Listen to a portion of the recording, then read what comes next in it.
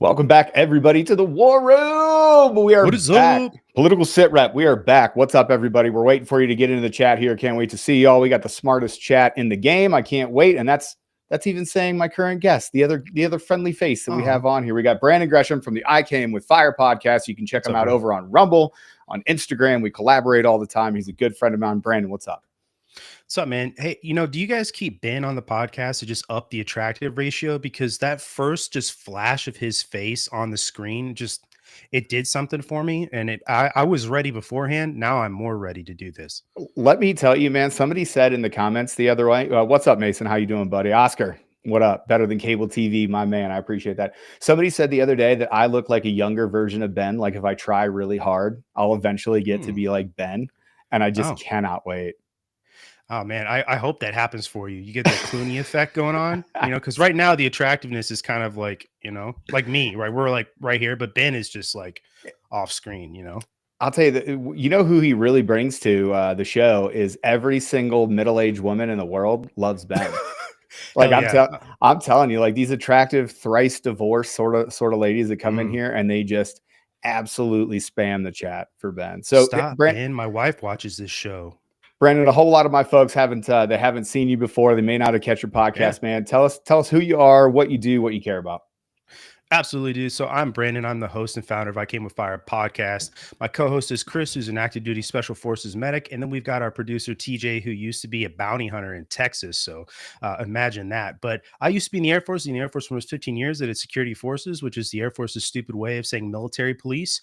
And I've been around the world a couple times, done a couple of cool things. But yeah, we're particularly a First Amendment free speech channel. We go after that all the time. We talk a lot of politics, talk a lot of military news. We also like to talk about a lot of other weird things. So you'll see stuff on here all the way from, like I said, politics to black-eyed kids to UFOs to literally anything. So we like to hit all niches, but predominantly we are a free speech channel. So I like it. I love pushing the bounds of that. You guys can find I Came with Fire every single Friday night live fire. That happens at 7 p.m. Pacific time. That's 10 p.m. Eastern time. They go forever. I love being a guest on there, but I'm always talking about that hard out. I'm like, guys, you got me for an hour and a half. Dude, no one will ever question us on our stamina. You know what I mean? That's all we got to say. Yeah. Friday night, we do a live show, live fire. Wednesday, typically we do another one called Check Fire. And then Saturday mornings, we drop our full length podcast episodes. So yeah, absolutely. Yeah. Thanks, bro. I appreciate you having me on. Absolutely, man. I love bringing on other people. We had Adam. Well, I had Adam Dorito on, a couple of weeks ago. I know, another buddy. We got a good little network, man. We do, bro. It feels good between the War Room and One's Ready. That's where you can check out my other podcast. The War Room goes live every single Friday, 3 p.m. Pacific time, 6 p.m. Eastern time. So you can check us out there. And then the Political SITREP. It's the fastest. I like to say the tightest hour, just because it's got two meanings. It's not only like tight, like we're gonna get through a lot, we're gonna give you a lot of value, we're gonna talk about the stuff going on in this crazy political world. I mean, you have to be online 24/7 to catch everything. Stuff's gonna break while we're on the podcast right now. Literally, it just 24/7 news cycle. Yeah, you got to have like X up in the background and try to figure it out. But man, we try to give you as much value as we can, baby. So check out the War Room, check out I Came with Fire, go check out Tuxes and Tomahawks, and then we all go on each other's shows. Valhalla Dark VFT, Saber. Dark Saber Productions. It's great. That's right. Yeah, I just like it. I like having a little network. So absolutely. Let's talk about what we're going to talk about, man. We got some stuff in the news that's going on. We're going to try to make it as fresh as possible because we want to keep it tight. We do have breaking news on an Air Force command chief, the command chief of AFSOC. He's currently, it seems, and I'll break this information now, from all available information, looks like the guy is under investigation, got fired for a little what they call loss of confidence. And we'll talk about what that means. We're going to start off with this story about Harvard University. If you guys aren't tracking, Harvard University is probably one of the biggest violators in the space. So we know that academia has been captured. We know that the colleges that you see today, they're Marxist institutions indoctrinating our youth, and we're going to get into it. But the recent news with Harvard, it's not like they're stopping discrimination or stopping their DEI at the behest of the president. So basically what happened, to give you a little background, President Trump comes out and says, hey, woke universities, get rid of the DEI crap, quit using racist hiring practices. Harvard got caught red-handed, essentially lowering Asian scores and basically evening test scores so that Asians weren't getting hired, and they were actually sued by a whole bunch of folks, and they had to open up the books thanks to discovery, because that's how lawsuits work, and thanks to FOIA requests, and they were caught red-handed, essentially not letting Asians in. They started off with the Jews and the discrimination back in the day. They were like, no more Jewish people, and then they said no more Asian people, and they were giving— Don't be too good at math. Yeah, they are too good at math. That's, you know what the problem is, though, is they can't drive there. That's what it is. Yeah, there's not a lot of public transportation in the United States. It's definitely one of our faults. And so when now you're talking about real problems, you know. Yeah, public safety concern, you know what I mean? Right. And it's absolutely, it was an issue.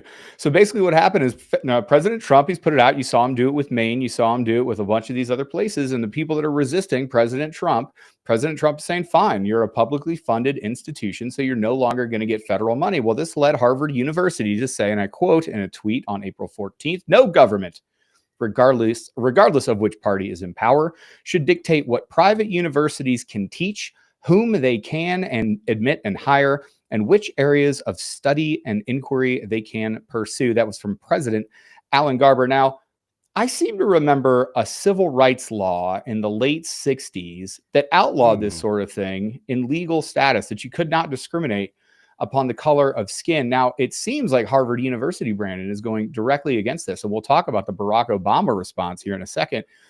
Tell me if you think this is racist. It's absolutely racist, but in the mind of these leftist ideologues, you cannot be racist if you are discriminating against some of these groups like whites or Asians. That doesn't exist, right? So they don't seem to understand when they say these things, just how ideologically captured they are. It's really kind of funny, given that the university pawns itself off to be one of the greatest universities in the world. It's Ivy League, which really has come to mean absolutely nothing, especially over the past 20 years. But it absolutely is. And this just comes to show you that they're beholden to the dogma that they have to remain under. Otherwise, they're not going to basically get the support from these leftist politicians that they seem to get it from. Case in point here, Barack Obama, right? Mm-hmm. Yeah, there was a really interesting point that I read, and I can't remember in which book it was. I think it was actually in Kash Patel's book, where he's talking about government gangsters and the capture of academia. But he made a great point, and I wanted to hear your thoughts on it. So the point that he made about academia is that, you know, the people, the epicenters, like places like Berkeley, places like Evergreen, places like Columbia, places like Harvard, it seems to be the hotbed of all of these people that are saying that their institutional rights and all of these things, like racism is just a step away, fascism is just a step away, Nazis are just a step away. Why do you think that that happens in the most free, most privileged places on the face of the earth? I think they take advantage of the fact that people are going to respond to that. People have come very accustomed to crisis news cycles, right? And saying things like this is going to drive the most response from people.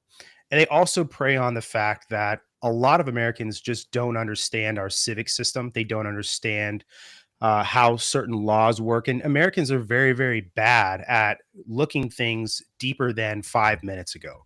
Forget, to your point about the civil rights case, right, that outlines what Harvard is doing is incorrect. So these places, I think they understand first, they control the information that makes its way down to students. They tell them what they can think, not what they should think, or to question things. But the most obvious way that academia is captured, all you have to do is look at the statistics of the professors who teach at these schools. They are predominantly liberal. And it's funny, we're talking about Harvard because I brought some stats with me. In 2022, Harvard University found that 80% of its faculty was either liberal or, quote, very liberal, which were metrics they used to identify these professors, and 1% identified as conservative. And so they have a surplus of these left-leaning professors who know that they can take advantage of students who are highly impressionable, which, you know, goes right back to the whole Marxist thing we're talking about, and use these crisis-like words to create all of this emotion and spin people up. And all that does is create a gateway to manipulate people.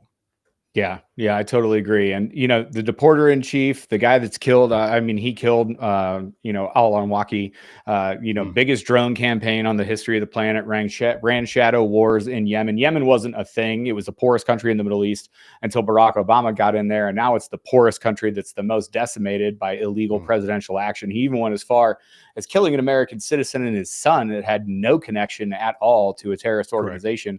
Barack Obama just can't get out of his own way. Thank goodness that he's no longer somewhere in DC with a thing in his ear telling Joe Biden what to say. Joe Biden also had a Right. speech today. I don't know if you saw it. It was absolutely disgusting. It was super terrible. I didn't actually. I was Oh, kind of just glad to not have to watch him anymore. I'll pull it up. It was super bad. He started trying to like talk. They were like playing music to introduce him, and he just started his speech. Mm. Like it was classic Oh, Biden fare. Yeah, it's funny now. It wasn't funny when his staffers were running the country via AutoPen, but it's funny to look did you back kind at of now. miss it?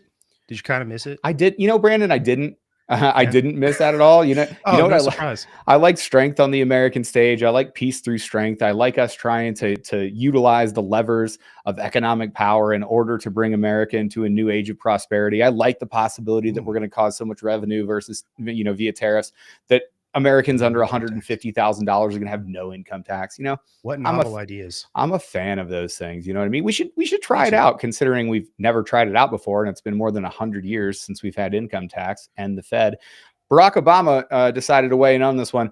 Harvard has set an example for other higher ed institutions, rejecting an unlawful and ham-handed attempt to stifle academic freedom while taking concrete steps to make sure all students at Harvard can benefit from an environment of intellectual inquiry, rigorous debate, and mutual respect. Let's hope Mm. other institutions follow suit. Now, this might come as a shock to you. I agree with former President Obama on this one. I actually do hope that other private institutions that are publicly funded follow suit. What do you think Mm. about the tweet? I think it's pretty ironic. Bottom line up front, the University of Harvard has set a precedent for a dual justice system within that school and anti-Semitism for a long time. You may remember a couple of years ago when Hamas attacked that music festival and killed a bunch of people. It was a terrorist attack, right? Let's call it what it is. Claudine Gay, a former president of the University of Harvard, went before the U.S. House Committee and they asked her, what do you have to think about the call for genocide of Jews on your campus? And she did not give them an answer.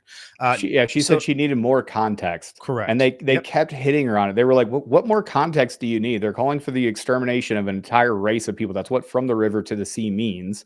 And again, exactly. I to be honest with you guys, and this is going to come as a shock, I don't care about the two populations of people that we're talking about. I'm neither pro No, nor anti either one of them. But you really shouldn't be able to go on American campuses, especially people on student visas, like we saw with Mr. Khalil, that's now gone. See you later. You shouldn't be able to really call for the genocide of an entire people. no, it shouldn't matter who it is you're calling for the genocide of. It could be all German Americans you want to genocide. Shouldn't matter. It should be pretty cut and dry there. But I also find it funny that he's talking about the academic standards in the University of Harvard because the same person, Claudine Gay, was accused of plagiarizing at least 50 different things she wrote to include her 1997 dissertation. So that's pretty funny. She ended up resigning, obviously. So there's irony written all over the face of what Barack Obama is tweeting about. They absolutely don't uphold the standard of those things at all. There should be no question, right? I completely agree with Donald Trump that if you are a private institution, you are not entitled to federal money in any way, shape, or form. To think you are and to get up in arms and you have a former president coming to your defense to think that you're owed federal money is pretty funny. But the other part of this that I think is also important to recognize is that if Harvard tomorrow came out and took a massive pro-Israel stance, completely changed all of its marketing, they would get these billions of dollars given back to them, right? And so now we're talking about compelled speech. I think that we're flirting with the line of that here in this situation, and obviously the government compelling anybody to say absolutely anything. This is just like the pronoun thing. Mhm. You can I can cuss on the show, right? Yeah, you can do whatever you Yeah, want. you can fuck right off with that. Absolutely. So there's some fun things going on here, but I just think Claudine Gay is a perfect example of DEI, because if you are the president of a university and you're caught plagiarizing, you are literally the definition of didn't earn it. Didn't earn it. Absolutely. So this is the fuck around and find out administration. So they fucked around and now they're getting to the find out portion. So Harvard rejects Trump demands and gets hit with 2.3 billion in funding freeze. Now, this is gonna shock you. Do you guys know what Harvard's endowment is?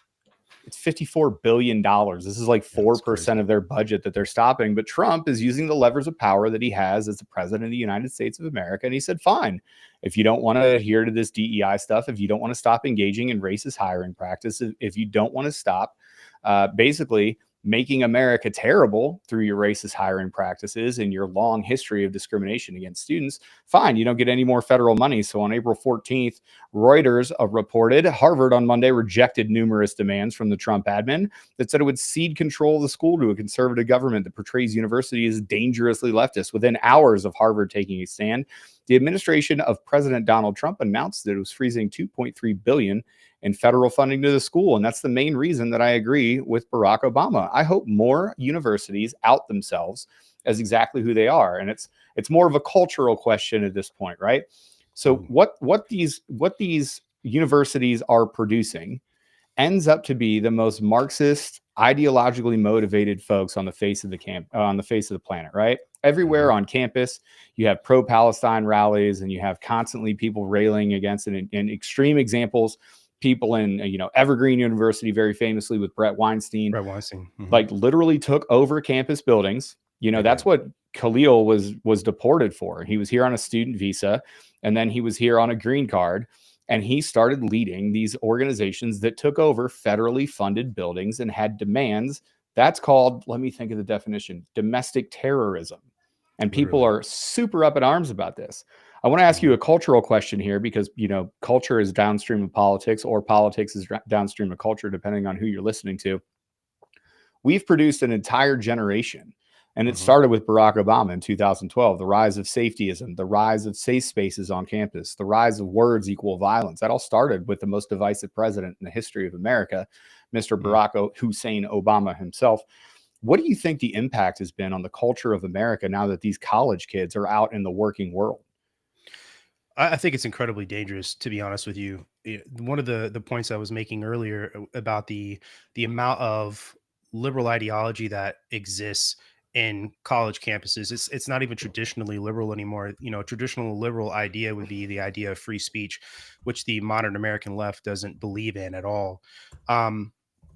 There are the landscape there is fallaciously rich, and I say it this way to say that we'll talk about the protests. There's this like aegis that surrounds protests that the left likes to point at and say, look, the college students are protesting. You should care about this. So there's this almost appeal to authority adjacent aura around these protests, because if you're a student at one of these schools like Columbia, remember the student asking for humanitarian aid inside of a building they took over of their own volition. But there's this sort of appeal to authority adjacent aura that surrounds them because they're a byproduct of academia, right? When in reality, college students are some of the most ideologically captured people on the planet. And you can attribute that to the naivety of the fact that they are young people, but also they're being predated on by ideological Marxists that teach at this school. So what you are seeing now, you're seeing generations of politicians, business owners, tech employees, you name it. These people are in society. They are in the forms of government. This is where it is the most dangerous, because you now have, like you said, Barack Obama, the executive branch of power. You have, and thankfully we have a conservative majority in the Supreme Court, but we run the risk. These are law schools, Harvard Law, Yale Law. All these schools are ideologically captured by the left. It is so easy to see how we can walk down this path to wind up with judges and district court judges that are literally there to be political obstructionists. So these are all of these things. Marxism as an attack on literally everything that is American, from religion to the family unit, everything. You see it in the media. And the scary thing too, and this is, I've said this before, and we talked about this on the podcast, this is literally just in stage. Yuri Bezmenov, that whole rant he goes on talking about the permeation of Marxist ideology in Americans. And there's another quote by another Marxist ideologue. His name is I have his name written down. Antonio Gramsci. She says there is a process called the long march through institutions, and the long march through institution is putting people in these places, in the media, in our legal system, in businesses. So this just transform from the inside out. You don't have to fire a shot. Now everybody in these positions can permeate this insidious ideology, right? So that's why it's the most dangerous. That is why it is. Right. Yeah. In the most the most parallel that I can draw to this is to COVID. Right. COVID had one beneficial output, and that was radicalizing an entire generation of people to no longer trust the experts. Well, for years, conservatives were kind of blind to this game, and conservatives writ large, especially the Republican Party, which is not all conservatives. That's why I had made a delineation between the two. For the longest time, conservatives were like, well, wait till, these college kids, they're doing this dumb stuff on campus. Wait until they get out the real world. They'll be mugged by reality. That was wrong. That was a terrible position to have unless you fight this stuff at the college campuses, because what these kids grew up to be was the experts. These doctors, these lawyers, these judges, these people that now run big tech, these people that are in these secretive societies and have large good old boy networks. And you can call it a bureaucracy. I would call it a conspiracy. George Carlin famously said, you don't need a conspiracy. You don't need people meeting in a back room somewhere, even though they do go to Davos every year to do exactly that. You don't need people in a back room all colluding when their interests align. And those interests are laid, the foundation is laid at these academic institutions. And then, you look at things like COVID and you're like, wait a second, what do you mean all the experts agree that transing the kid is a good idea? What do you mean all the experts agree that OSHA should be valid in cramming down a vax mandate on 80 million people and kick 8,000 American patriots out of the United States military for refusing to take an experimental mRNA vaccine? Well, this is how you get those experts. And I'm glad that President Trump, I'm happy to call balls and strikes. There's plenty of stuff that the admin is doing that I'm not, a huge fan of. And I think they've made missteps. But I'll tell you what, this no kidding fight with academia, I think, is long overdue. Well, you hit on something that we talked writ large about on our podcast a while back. And we made the delineation between democracy and the republic we have here in America, where this is a government of the people and by the people, right? Versus the democracy of the institution, which is exactly what we've shifted to here. They want you to think the experts are who get to tell you what to do, which is this is a lazy way of thinking. People say, okay, well, I'm glad this person's making my decision for me. I trust them. I think there's almost a blindness on behalf of the very educated people in this country. They don't see that, that exists because they're a part of that group, and everybody else is down here, right? I say down here, but everybody else exists in this world where we're looking at this and saying, hey, just because you have a piece of paper doesn't mean you're correct or have your pulse or your finger on the pulse of society. So this shift to the democracy of the institution is really just, again, more erosion from people recognizing that your rights are inalienable, and not wanting you to essentially do what you need to do to learn to take government back into your own hands. And it's just a super convenient way of doing business, because the more power you give them, the more influence they have in your life. And then at the end of the day, you're done. Like you said, COVID, you're in your house for weeks. You can't go to work. Your business is closed. All of these things. Your kids are being forced to put masks on in second grade. Yeah. Irreparably harming the children of America, by the way. We're still not out of that one. And you have people like Randy Weingarten who makes, more like something like 900% more than the average teacher in a school, coming out and saying, oh, I never shut schools down. But, meanwhile, the internet exists and we can find video of you saying exactly that. Right. So it's just like old crazy. Gavin Newsom. Oh, don't even get me started on that alleged lizard person. Listen, don't you dare talk about Gavin Newsom like that, because his best friend, Justin Trudeau, that's not Castro's son. And I won't have you disparage either one of those two people, even though it's plainly apparent. They both use the same pomade and use the same directions to do their hair, right? They both love a good jaunt in bed with other men, right? This is just the things that they do. This is just they have a lot in common, like banging They do. dudes. Like So banging dudes. Brandon, I'll ask directly, man, how do we fix academia? Do we, if you look at Barack Obama's tweet and you view it through the eye, this is obviously not what he meant, right? But if you look at it through the strictly libertarian view, is that you should be able to have a college. In a strictly libertarian view, you should be able to have a college that doesn't allow people of, that only allows people of color and doesn't allow white people in. And then the market would decide, right? That's the libertarian view of, well, if you don't want to go there and you don't want to support them, that's fine. The federal funding thing gets a little bit wonky. How do you think we fix academia? Do we really just let these people do whatever and hope they die on the vine? Or do you think they need more regulation, or what's the fix here?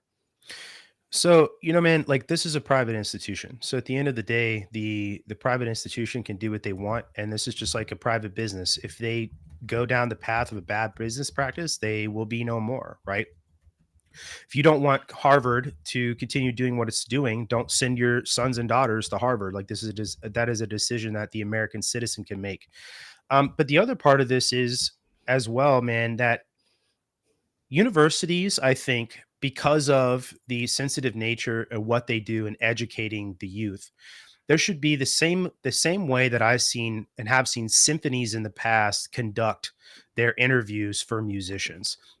It is completely and totally blind. The only thing they know about these people is what they hear of them playing from the other side of a curtain. You have no idea if when they play on stage, they actually have to take their shoes off, so you can't tell if somebody's wearing high heels. So that's how important it is for them to find the best person. They don't want you to be influenced by the fact that you can tell somebody's wearing high heels. Now, and maybe today it may not matter, right? If it's a guy, you may not know based on high heels. I was going to say the same joke, right? We're connected.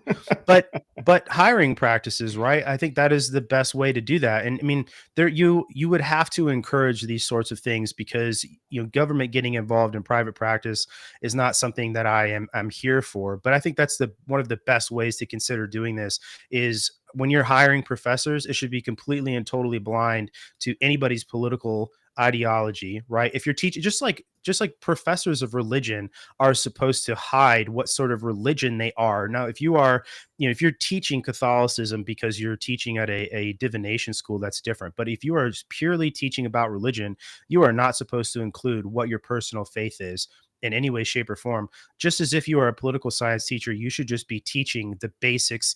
Obviously in college, you're learning more than the basics, especially if you're should be, right, quote unquote, at a school like Harvard. But there should be no bias. There should be just this person on paper answering questions, proving their competency. That's the way it should be. There should not be the consideration of somebody's sex, gender, religion, what their political ideology is, any of this stuff. Because obviously this is what's being considered when they hire these people, because when you look at who they have hired, at Harvard did its own study. 80% of its teachers were either liberal or very liberal, and 1% identified as conservative, which means that other 19% was something. I don't know, Right. Yeah. So it's probably just afraid to answer the polling, to be quite honest with you, because they don't want to be ostracized by the vast majority of people that they work with. Yeah, absolutely. So, I mean, to me, that is the best way to solve that problem, is to blindly pick the people that are teaching, and, have a strict standard of keeping personal opinion out of education. Yeah, totally agree. One of the things that I love about the Trump administration is Trump 2.0 is way better at selecting their people. We've got a great video here that we're just going to do a little live react. That's what they call it in the game. We're going to play it here. So if you guys saw this, Caitlin Collins got absolutely bodied. It was a live murder on TV. It was absolutely hilarious. We're going to play a little bit of it. We'll stop to talk about it. There are so many things that I love. We'll just go ahead and take it piece by piece. CNN was just roasted in the Oval Office, and it's going viral. Let's hear the question from this very low-rated anchor. So, bro, just a strong open. So I love that they put Caitlin Collins' picture up here. But the very open by Donald Trump, like, he is so fucking over all of these people. Like, just absolutely over it. So he opens with, yeah, let me hear from this very low-rated, like, just shames her right out the gate. It's crazy, too. She's supposed to be, like, their head anchor right now. She's their lead at CNN. And, anyway, pathetic. Yeah. She's always just getting bodied. So President Trump continues. He'd be Thank you, President. Do you plan to ask President Bukele to help return the man who your administration says was mistakenly deported? The man who was mistakenly deported to El Salvador? Okay, so let's hold on there. He wasn't mistakenly deported. The man was living in Maryland. Two separate appellate courts ruled, and so two separate courts, and then two separate appellate courts ruled that he was an active member of MS-13. The Secretary of State, Marco Rubio, he's going to talk. Look at Marco's face right here. Marco's just like, bitch, what? You shut the fuck up. Would you shut the fuck up? Like Rubio is hilarious, like absolutely hilarious. And the funny thing about this too is like, look at the Avengers. So this woman in the pink right here, if you guys aren't tracking, that's Susie Wiles. Susie Wiles is an absolute savage. She, for everything that, you know, I kind of alluded to it earlier, Trump 1.0 and Trump 2.0 are completely different. You have one person to thank for that, and it's Susie Wiles. She has spent the last 4 years figuring out how to play this game. She was great, you know, at first, but she's really walked Trump into this administration and the amount of people. You got Marco Rubio, you got JD Vance, Ohio State Buckeyes, go national champion. Did you see he broke the statue? Dude, his tweet about it was even better. Dude, he's so good. I know. That's the thing that I love about this administration, and we're going to see it here in a second. The messaging is tight. Everybody's in lockstep, and everybody individually is a savage. We'll play a little bit more. You know, it's asked by CNN, and they always ask it with a slant because they don't know what's happening. That's why nobody's watching them. But would you answer that question also, please? Yes, gladly. So, okay, so buckle up, everybody. Stephen Miller, he's I believe, the assistant White House chief of staff. This guy, I swear to I just picture him going home and staring into a corner with rage that he even has to stoop to these people's level to like answer questions. He is about to rip off and he always speaks in like a condescending tone, like he's teaching a like high school civics class with these dumb questions. And I love that Trump, like, imagine Biden. Biden would never turn it over to somebody in his cabinet. First of all, like, Biden wouldn't be allowed to talk or run the meeting. But he never did anything like this. The whole cabinet is there. Right. Trump does this all the time where he'll just get a question, but like, hey, you want to answer this? Here's Stephen Miller's answer. There's an illegal alien from El Salvador. With respect to you, he's a citizen of El Salvador. So it's very arrogant even for American media to suggest that we would even tell El Salvador how to handle their own citizens as a starting point. As two immigration courts found that he was a member of MS-13. When President Trump declared MS-13 to be a foreign terrorist organization, that meant that he was no longer eligible under federal law, which I'm sure you know, you're very familiar with the INA, that he was just every once in a while he'll throw these barbs. Oh, I'm sure you're familiar with the INA. I just love that Marco Rubio is sitting there like waiting for Stephen Miller to like maybe say something where he can like get a word in. Like he just looks like he's so intently listening, just waiting to tee off on CNN. And I think the only thing really to your point that would make Stephen Miller like condescending tone even more disrespectful if he sounded like Jason Statham. That's the only, this is the only thing. You understand he's a citizen of another country, right? That would be it. He's a citizen of another country, isn't he? El Salvador. All right. So Bob's your uncle, and we send him back to El Salvador. Right. Mashed peas. That's a fantastic Jason Statham impersonation. Just saying, dude. Just saying. Oh, that's the only thing that would make it any better. Oh, Stephen Miller continues. No longer eligible for any form of immigration relief in the United States. So we had a deportation order that was valid, which meant that under our law, he's not even allowed to be present in the United States and had to be returned because of the foreign terrorist designation. This issue was then, by a district court judge, completely inverted, and a district court judge tried to tell the administration that they had to kidnap a citizen of El Salvador and fly him back here.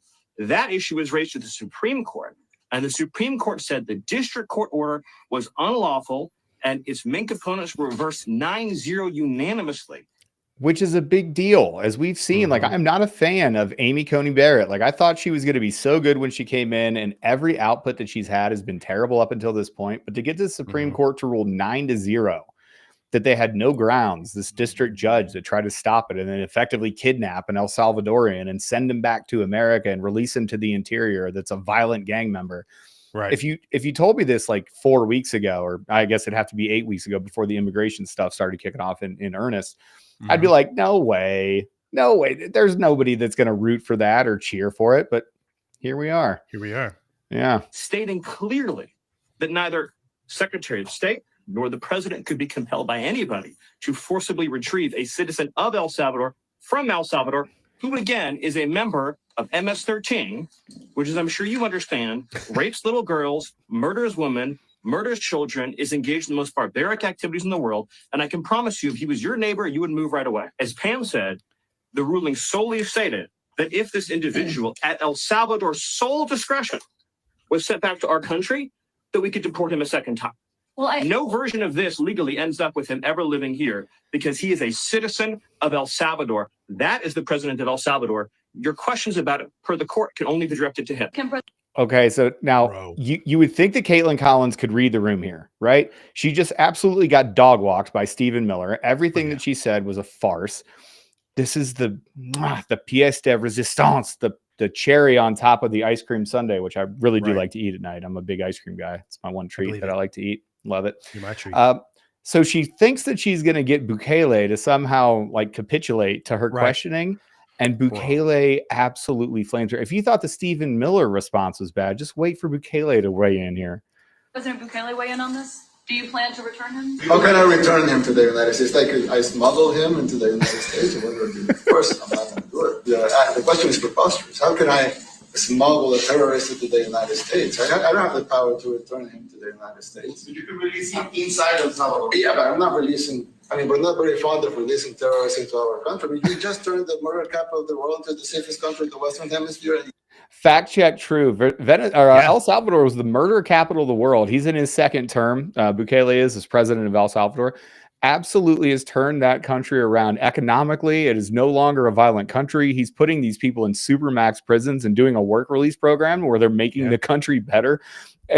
I think the accent makes it better because he's just so incredulous in his second language. It's the accent.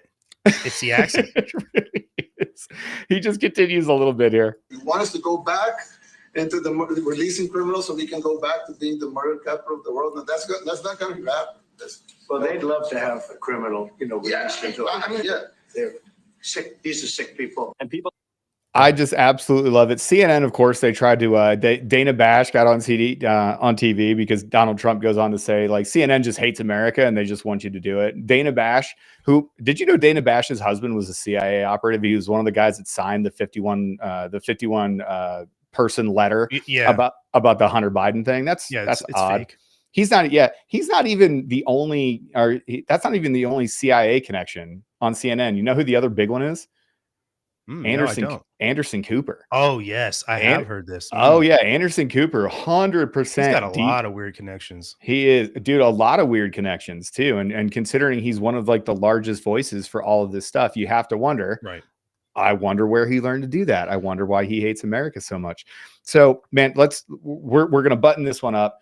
Man, Caitlin Collins is trash. CNN actually does hate America. The only reason that I would think that is because of the 34 years of data that I have of CNN absolutely hating America and trying to destroy it from the inside out. Here's my question to you, man. This is an 80-20 issue. 80% of Americans do not want illegal immigrants, especially MS-13 violent gang members, running around, raping children, killing people like Laken Riley, and just causing chaos in the streets. How in the world does CNN keep taking the wrong side of these 80-20 issues? Because their audience still exists this in small amounts, right? They have these ideas, these words, these topics that they're always going to run down, right? And there's always going to get clicks for them. And I think the other thing with it too was summarized really well in her saying, well, let me appeal to Bukele over here since I'm not getting the answers I want from Stephen Miller or President Trump, right? And it's a shame too, because that video doesn't show little Marco just teeing the fuck off about it as well, because he does, bro. He sat there the whole time like a chihuahua on a fucking leash, dude, and he did, bro. But no, just the arrogance that she had to think that I hate Trump, we hate America. The world does, because they project this image that so many people eat up, especially right now with the tariffs. And that's a whole nother subject, but there's so many people simping for China. But she buttoned this up for us so well by just assuming that he was going to be like, you know what, you're right. Like the Supreme Court 9-0 said this. Well, I hate Trump, so in my mind, he's got to too, because everybody hates Trump and they just can't. They've got TDS and can't get out of this mindset. And then he just answers her question and dunks on her like Jordan from the free throw line, dude. Like that's it. You can't say anything else because this Right. is the president of that country saying, no, I'm not sending one of my pieces of shit citizens back into my country or your country. Like, why do you care so much about an MS-13 gang member? This is just, they're trying to straw man this into being some sort of constitutional crisis when it fucking isn't in any way, shape, or form. I'm so glad the constitutional crisis chip fell out of everybody's brain after that 3 weeks where that's all I heard. Oh, it's a constitutional crisis. It's a constitutional crisis. Like all of the fake AstroTurf, like, you know, the 16 different, you know, Democrats that went on and recorded their very organic social media videos where they started off with that shit ain't true. And then they all followed the script that Hakeem Jeffries put out. We're going to talk about some military stuff. Quick little transition in here. We got another firing, and we're going to talk about it. So the command chief of AFSOC. So if you guys aren't tracking, Brandon and I are both Air Force dudes. We both got out. So the command chief is the top enlisted guy in AFSOC, right? It doesn't have to be an operator. This guy wasn't. He was a flying crew chief on C-130s. It came out, broke yesterday and today. The top enlisted leader of Air Force Special Operations Command fired amid an investigation. The top enlisted leader for the 20,000 person Air Force Special Operations Command was relieved of duty for, quote, loss in confidence and ability to fulfill his duties, according to a statement released by AFSOC officials. Anthony Green was fired on Monday as the command chief and reassigned outside of AFSOC headquarters at Hurlburt Field, Florida, pending the outcome of an investigation. We'll talk more about that in a second. Officials would not comment on the nature of investigation. AFSOC Commander Lieutenant General Mike Conley relieved Green, the official said. Now, I have some background information before we get into this one. Number one, I have a little birdie. I've got little spiders everywhere, and they send me little text messages. And I know for a fact that these two gentlemen, Green and Conley, stood up in front of one of the special mission units and started giving a briefing and then openly disagreed. Mom and dad started fighting in front of the kids, and Green wasn't the most gracious to his boss.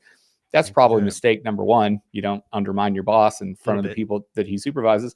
And number two, I have little spiders that have access to systems, and in the systems, they can tell where these people are assigned and coded. And one of those little birdies told me that currently Chief Master Sergeant Anthony Green, his code says OSI, which means he is under a for real investigation. Brandon, what the hell do you think this can be? Is it loss of confidence, or is it loss in confidence because this guy diddled one of his subordinates? It's going to be diddled, and I'll tell you this as a security forces member. If this was a loss in confidence, then and let's just say it was a consensual relationship that he was having with somebody, OSI would not be handling this investigation. Security forces has a group of people just called security forces investigations who would handle something low level relatively like this.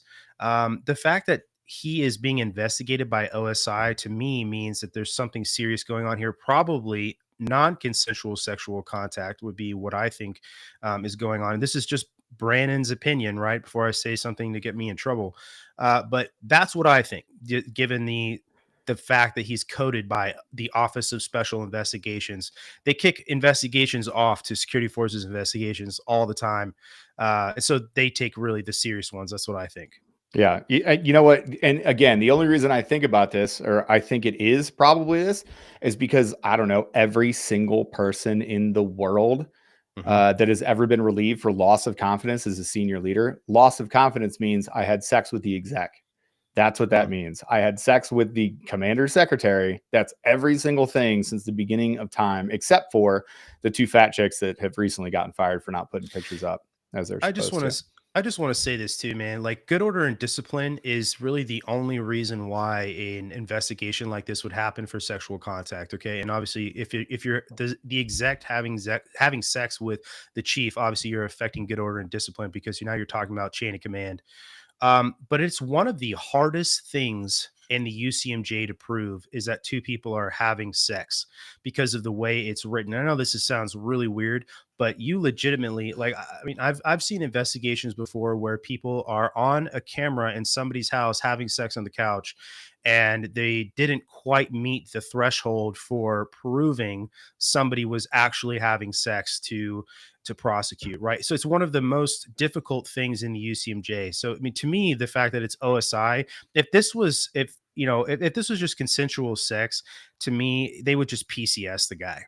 right? Or Right. they tell him you got to retire. But Like the an fact that the affair or Air something, right? Yeah. Exactly. So the fact that the Air Force is spending money to keep this man in to perform this investigation says a lot to me, because how many times have you dealt with, and let's just use lower enlisted as an example. You've got this shitbag. He's got like 3 Article 15s. He's on his way out. He does something else that's triple nickel worthy, but you don't triple nickel the guy because it's just going to keep him in the Air Force for 3 months longer. And he's going to continue to be a pain in your ass. You let it go. And then he's just discharged a lot quicker, right? Like, so the Air Force would rather do something like that. So to me, this says it's pretty serious. Yeah, exactly. I'm gonna hit a couple questions from the chat. First of all, Sure. super chats are never expected. However, they all are always appreciate it. M. Corbin sent you a contact via Facebook Warroom DMs. This is going to be exciting for me because I don't manage the Warroom social medias, and I am just becoming aware that we have a Facebook DM function. Oh. So that's tight. This is going to be good. This is going to be a little learning for me. M. Corbin, thanks so much.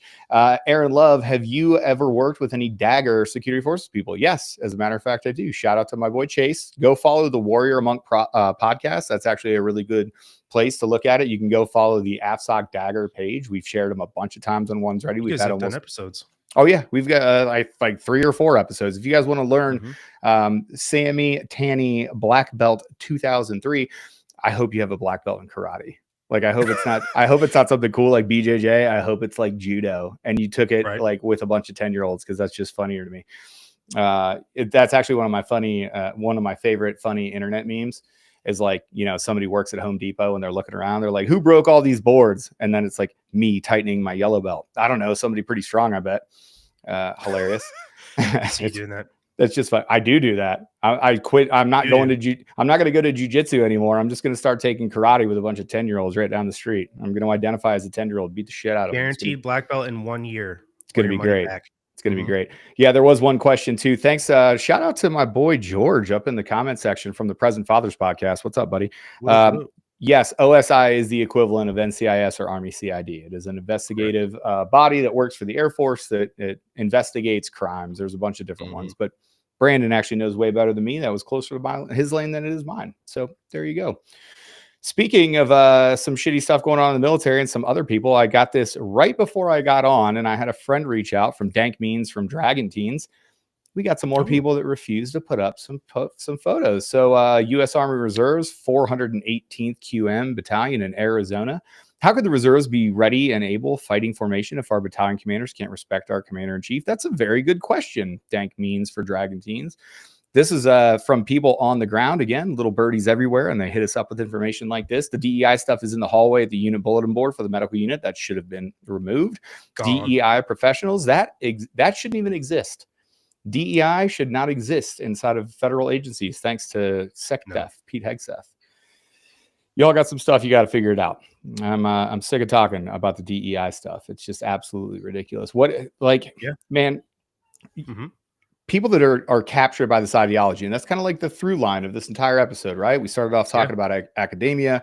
We started talking about some of this other stuff and removing funding and all this stuff. From a military standpoint, Brandon, orders is orders. You can disagree with it. You can not like it. What do you think should happen to these people that are just openly flouting the president of the United States of America? Look, I've seen this talked about a lot online recently, and I've seen a lot of people throw around the fact that the oath of enlistment for an officer is different than the oath of enlistment for an enlistment, and it is.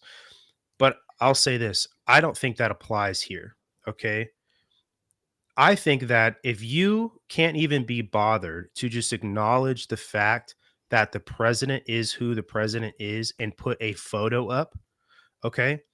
Protocol is going to give it to you. I bet if you asked the senior airman who came by from protocol to just put it in the frame, they would, especially if you're wearing a colonel, an eagle on your epaulet, right? You didn't even have to do it. You could just be like, all right, fucking go. Hey, somebody go fix the board. You can even be mad about it. You can even walk out into your little office and be like, it's just a fact. You'd be like, hey guys, I hate this. We got to fix the board. Go ahead. I'm not doing it. I won't even touch the photo. You could do that. And I'd be like, all right, fine. Probably not the most professional thing in the world for a commander that can take you to war to do, but you know what? Fine. Right. You want to do that? Go ahead. To me, this just speaks to a larger problem. And it's the problem that we've been talking about all night about people who are ideologically captured. If you can't even be bothered to put a photo in a frame then you have no business leading anybody, because at the very basic level, it says to me that you just can't even acknowledge facts. And if you can't acknowledge facts and you have to make objective decisions that can cost people their lives, then you do not need to be in command of anything. Get the fuck out of my military, especially these people, not my military anymore, but get the fuck out of the military, right? If you are a fat ass in uniform, like very evident in some of these photos, then you are a representative of everything the U.S. military stands for. When your photo makes its way to the internet, you now represent every branch in the military. Nobody knows or cares that you're Army, Air Force, Navy, Marine Corps, whatever. How can I look at you as a leader if you can't even hold yourself to the same standard that you're expecting to hold me to, right? If this is you, you have no place in the military. If you are of retirement year tenure, drop that package and get the hell out and make room for more people. There's already problems like that in the ranks in the Air Force anyway. Get out.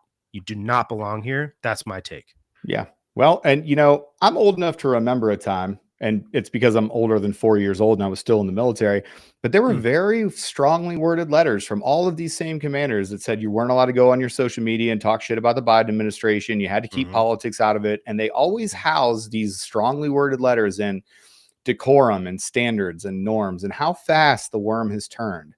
Now that they're resisting, they're part of the resistance. And if you think that the military institutions have not been captured by the same Marxist ideological bullshit, you're completely incorrect, because the senior leaders, the extremism stand down. I've told this story before, but they literally wanted me.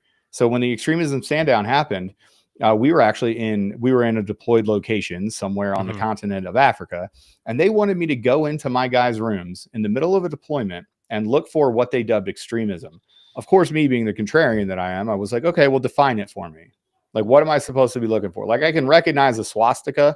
I'm relatively sure my team, which by the way was extremely diverse. We're actually one of the more diverse ST teams I've ever worked on. I'm relatively sure they don't have like a Nazi flags hanging up. So what am I supposed to look for? They couldn't even define it. They were like, well, I mean, it's just like extremist stuff. I'm like, what? So like a Gadsden flag, like a Betsy Ross flag? Like, what if they have an appeal to heaven flag? Yes. You know what I mean? Like, is that extremist to you? Like, you have to define this for me, or I don't know what I'm looking for. Like, you gave me the order, so now clarify your order, because that's what you have to do as an authority. Handy note to the folks that are out there. If you cannot calmly explain and coherently explain where your authority lies and what your authority is meant to do, you don't have that authority. So if you just tell me because I said so, you don't have authority and I don't have to respect you. That's just how it goes. Which is a funny thing to think about, because the authority from President Trump, like, this is a simple thing. He's the commander in chief. You have a president and a vice president and a SecDef. You have to put their pictures up in the hallway. That's what it is. It's a clear explanation of the authority, and these people are resistant to it. But again, it's the fuck around, find out administration. And I have some feelings that people are going to 100% find out very soon, and I'm here for it. You know, Brandon, this is my favorite bit of the week. Everybody here knows that I hate all politicians, all of them on every side. That includes every single politician. I have friends that are politicians. I have friends that work in the political space, and I tell them all the time, I love you, but I hate you, because you seek dominion over another man. And that's what politics is you're seeking a position of authority where you can take people's life, liberty, and pursuit of happiness away. That's what politicians do. But every week, Brandon, I have the world's dumbest politician. And this week we got a good one. So you may remember Gretchen Whitmer. Gretchen Whitmer is the governor of Michigan. She is terrible. Thank God that terrible team up north lost and was disgraced this season. And then the Ohio State University, won the national championship. It's a great thing. But Gretchen Whitmer decided to step out on a ledge here and go try to walk across the aisle. And nobody eats their own quite like the Democrats do. Gretchen Whitmer knew that it was coming so bad that this is literally the picture. She was brought into the Oval Office, and she didn't know, or at least by her own words, she didn't know that there were going to be pictures taken. Gretchen Whitmer, as you can see standing in the center here, she was already photographed like 40 times. She goes into the Oval Office. President Trump, doing a classic troll move, knew that Gretchen Whitmer was going to get bad press from this, so he immediately started talking about how the 2020 election was rigged, and she responded by covering her face like a child. Do you remember the Gretchen Whitmer plot, the kidnap Gretchen Whitmer plot? Oh, yes. She was the primary force behind prosecuting these people. There were as many people prosecuted. I think 14 people at this point have been prosecuted for various crimes, some of them getting up to 20 years in jail. There was an actually equal amount of federal agents that were involved in that plot. Correct.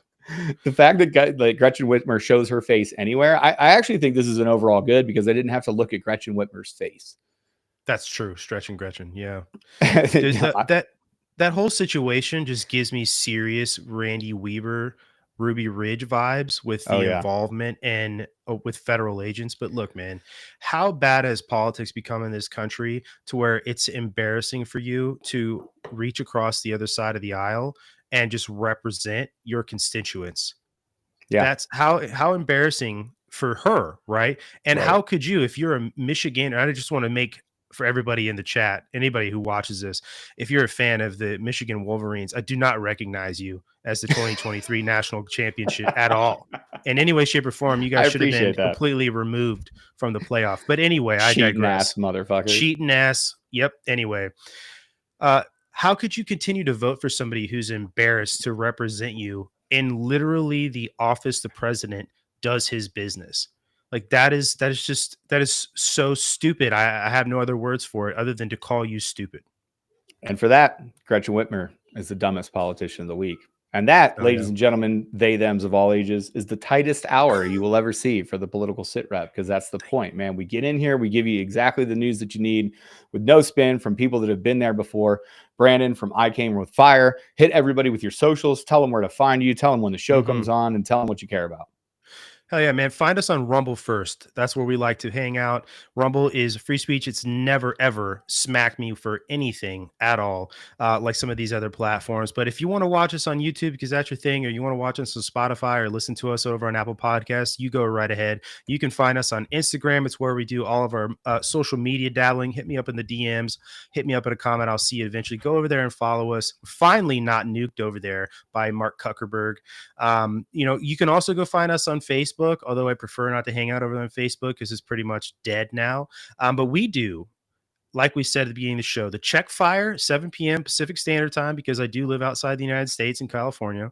On Thursdays is when we record our live podcasts, or excuse me, not our live podcast, our full-length podcast. But Friday night is when you can find us on the Live Fire, which is our flagship live show over on Rumble. Our live shows are exclusive to Rumble, but Saturday mornings, you can catch the drop for all of our regular podcasts on any of the platforms I already mentioned: Rumble, YouTube, Spotify, Apple Podcasts. Check them out. You can even go find Aaron over there on a couple of those podcasts, some really old ones too. Aaron was the second guest we ever had, but yeah, go over there, follow us, hit us up, man. Absolutely. Man, we'd love to I've been a day one. I can't speak highly enough Yeah. about you guys. I love your project from the very beginning. I've said it since the very beginning, and now I'm happy to be wrong. As I always told you, man, I don't know why you guys aren't bigger than you are, but you guys got a great traction set on Rumble. You guys got a bunch of great followers. It's always great being on your show. I'd love to come back anytime, and you're obviously invited here. Anytime you want to come back on, you just hit me up and we'll make it happen. you, Aaron. Everybody, don't forget to follow the War Room. Go check us out on Instagram. We're starting to get a good little followership over there. We just passed 5,000 viewers here on YouTube, and we're slowly getting better and slowly getting more traction, even though YouTube wants to throttle us for everything that we do because we dare say things that are true and we lean into conservative values. But it's not just that. We're here for mentorship. We're here for guidance. We're always going to let you stretch your little legs at the brain out. I appreciate every single one of you guys in the chat. Make sure to check the War Room out this Friday, 6 p.m. Eastern time, 3 p.m. Pacific time. And then follow me everywhere else that I am on Twitter or X or Twix or whatever we're supposed to call it here at Aaron Loves America. At Instagram, it's Aaron_Loves_America. And then follow the One's Ready podcast as well. We got a whole bunch of heat for you to include, recording soon, some UFC legends. I won't say their names, but it's people that you guys know that are literally in the Hall of Fame. It's a big one. We're excited about it. Go check out the recent episode with AG from Toehold. He's just an awesome patriotic American and probably one of the smartest dudes on the face of the planet. It's a great episode, but make sure to follow I Came With Fire on everything that they're doing. Follow Brandon, Chris, and TJ over there. It's a great show. Can't wait to be back on. And for that, we are out. Have a great day, everybody. See you Friday. Oh yeah.